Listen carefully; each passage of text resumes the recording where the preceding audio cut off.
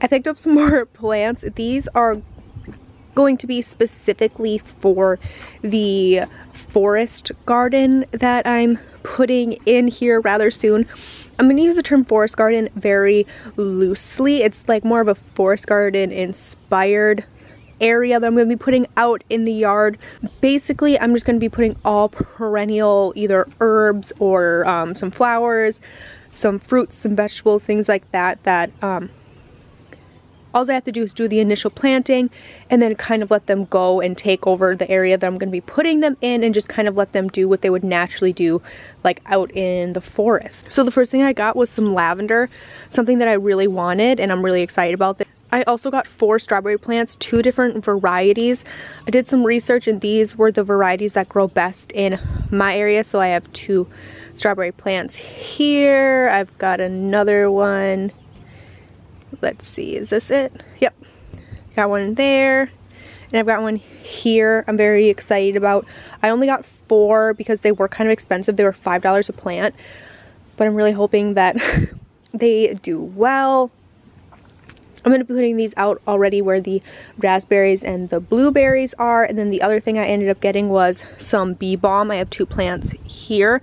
These are really great for tea. They're part of the mint family, I do believe. I want to say that. But it's a flower. But you can use the leaves and stuff for teas, and they have a bunch of different like medical properties, which are kind of cool. It's great for like indigestion. And then I got some peppermint, just another herb. From what the research I've done, any plant that is part of the mint family is super hardy and will last the winters here. So I'm really excited about all of these, and that's kind of the start to the forest garden. I'm also looking out for asparagus, rhubarb, and some blackberries that would make me really happy to kind of throw in there as well. I 100% didn't plan on planting anything else in the garden, at least not now, but my in-laws called me, go figure, as they always do.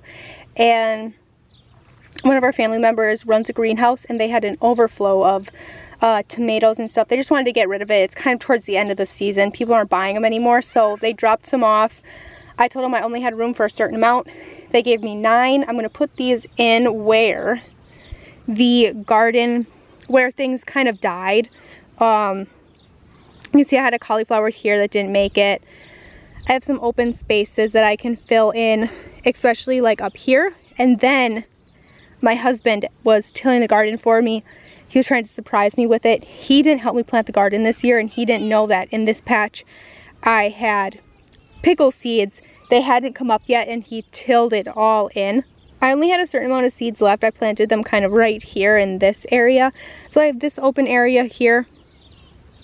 I figured I'll just put the tomato plants down here, and we're just going to kind of fill in these bare spots.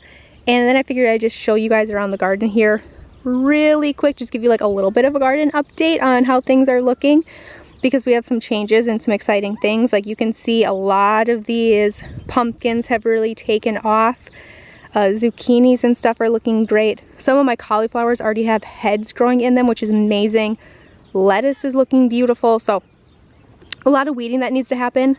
Basically every day for the past 2 weeks, it's either been super hot. Today with the heat index, it's actually almost 100, which is unheard of for northeast Wisconsin where I live. Or it's been downpouring raining, which is great for the plants, but it's also great for weeds. So in between rainstorms, me, my husband, and my kids have been down here trying to control weeds and pick things out. I don't think it looks that bad for the kind of conditions we've had so far over the last couple of weeks. So I'm pretty proud of us for keeping up pretty well.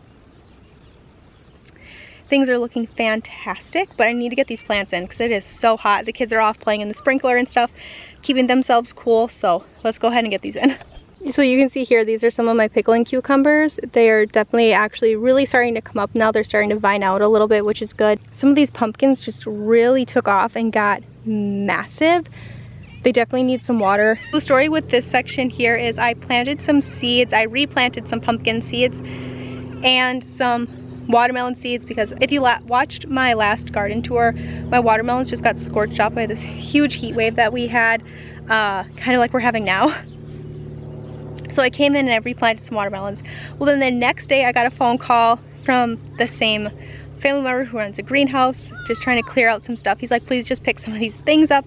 I'm trying to shut down one of my greenhouses for the season. Then I put in some watermelon plants, like some starts.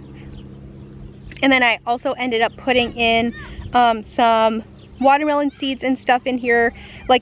I kind of forgot where I had planted things, I think was part of the issue. So I know I have pumpkins in here, like 2 or 3 different kinds of pumpkins. I know I have watermelons in this section, and I'm not the best at telling the difference between vining plants when they're first starting out. I can kind of tell the difference, I think, but then I start to second guess myself. So I guess it's more of a confidence thing in what I'm doing, but it's going to be kind of a modge podge of what pops up in this section. Some things could be watermelon, some things could be pumpkins, some things could be gourds or squash. So we're going to see what happens. Now right here in this section, I also planted some seed. I put in some cantaloupe seeds here, mostly for the chickens and my sister. And they're starting to come up, which is super cool. I have one here.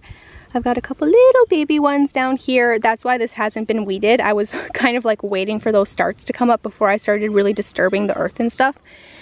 And then you can see here, I'm pretty sure this is a zucchini. And then some more zucchini up here that are starting to come up, which is really cool.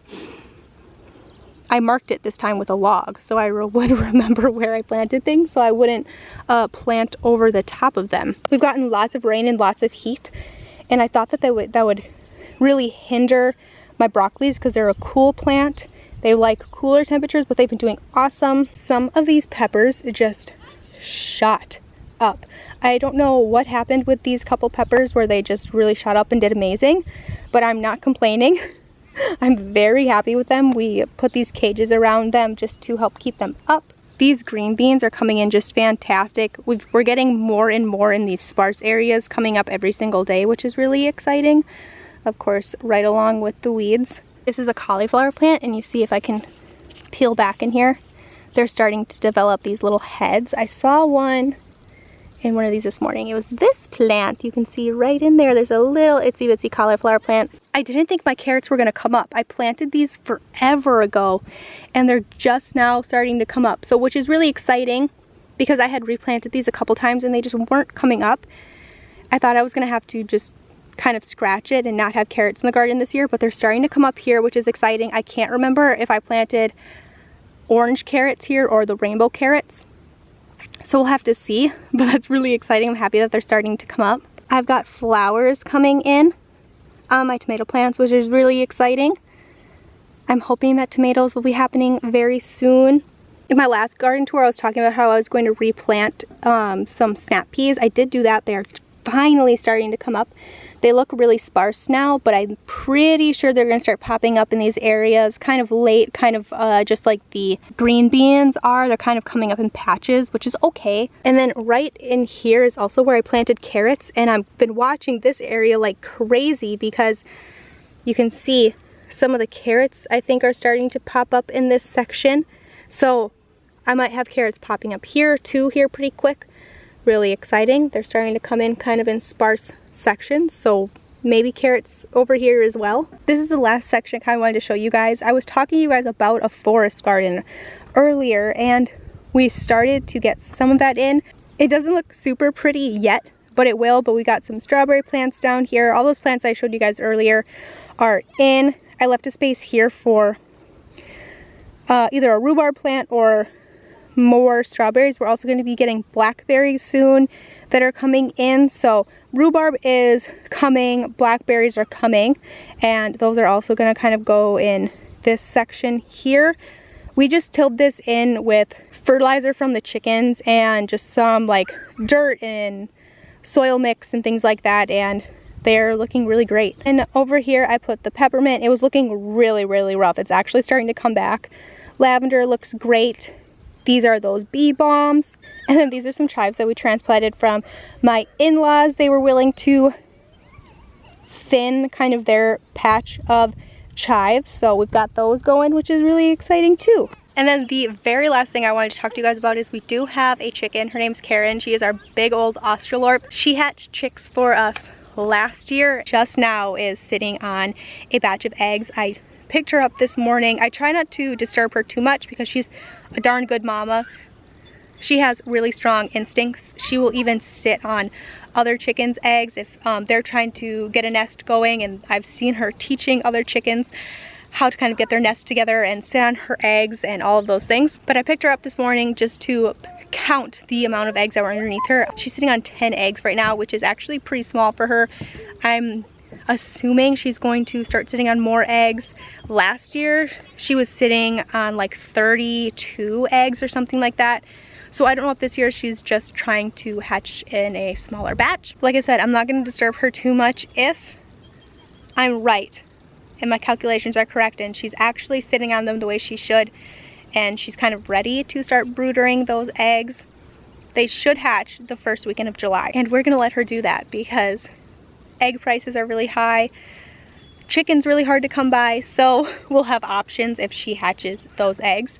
So we're excited about that. But I'm actually gonna wrap this video up here. Thank you guys so much for watching. I'll link down below my garden tour that I did last month.